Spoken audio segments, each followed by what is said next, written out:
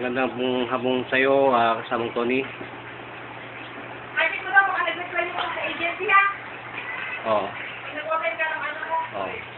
Live pa rin tayo dito sa CBS DWAD 1088 kHz Museum.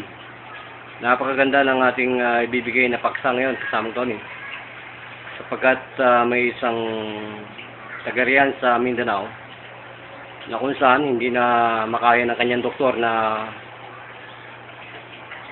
gawa ng paraan ng kanyang insulin na ibaba sa pamamagitan ng pagsasaksak ng insulin at sa pamamagitan po ng ating Yuzhuang therapy at ang ating lingkod bayan ay binigyan po natin ng daan para sila ay maniwala sa Panginoon at kagapay pa po ng check-up nila sa kanyang doktor diyan sa Mindanao. Ayaw ko pa rin po ito pangalanan sapagkat baka na naman kasamang Tony may mag-text na naman sa akin na tanggalin yung kanyang doktor. Pero kung kinakailangan na ito'y bukayin at patunayan natin sa lahat ng ating kasamaan dito sa media at sa buong mundo, sino ka man, nasaan ka man kapatid, hindi ka pababayaan ng likod bayan ni Brother Tony Falcon sapagkat dokumentado po lahat ang ginagawa ng aming programang ino, agenda na ginagawa natin sa pagtulong sa mga naapi at sa mga wala pong kapag-asa na magkaroon sila ng kagalingan sa kanilang mga professional na doktor sapagkat wala pong ibang doktor na higit pa sa Diyos kundi ang nasa taas lamang. So, sa kanila pong hamon ay inabuti nila diyan sa Makati Med. Binabanggit ko po ang Makati Med sapagkat dokumentado po ito. Ang kanya pong blood sugar, lahat na po ng kanyang chemistry dyan sa dugo at sa lahat po ng body fluid, temperature, blood pressure ay naging normal po. Nasa meridian. Talagang nandun po talaga sa gitna. In the normal state of health.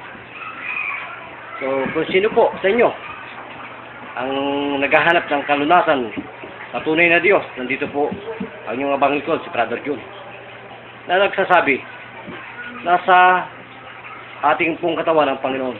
Huwag po dating hanapin pa sa mga simbahan, sa mga pader na ginawa ng tao, sa mga preacher na sumisigaw sa pangalan ng Diyos.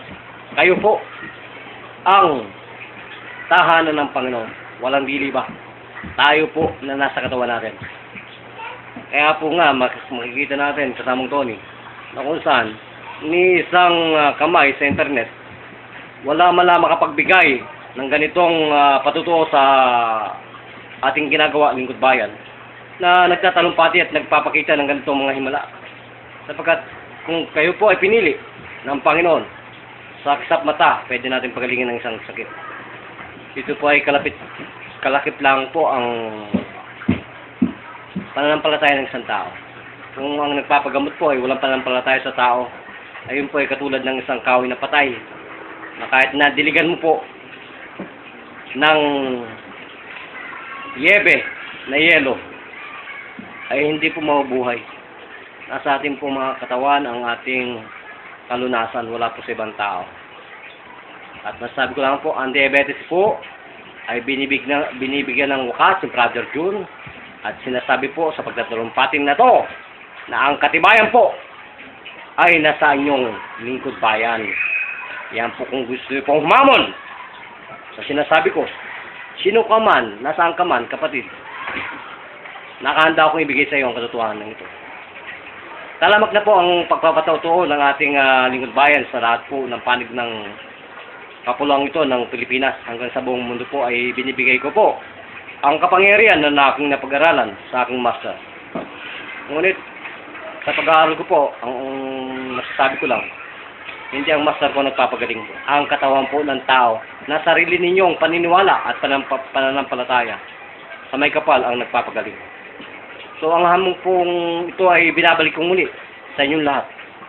Gabayan na po tayo ng Panginoon. Maraming salamat. Thank you. Kasamang Tony Falcon, kung hindi dahil sa inyo, wala ako dito sa harapan nila na nagsasalta ng tunay na Diyos ay nasa ating mga kamay at nasa ating mga mata. Salamat po.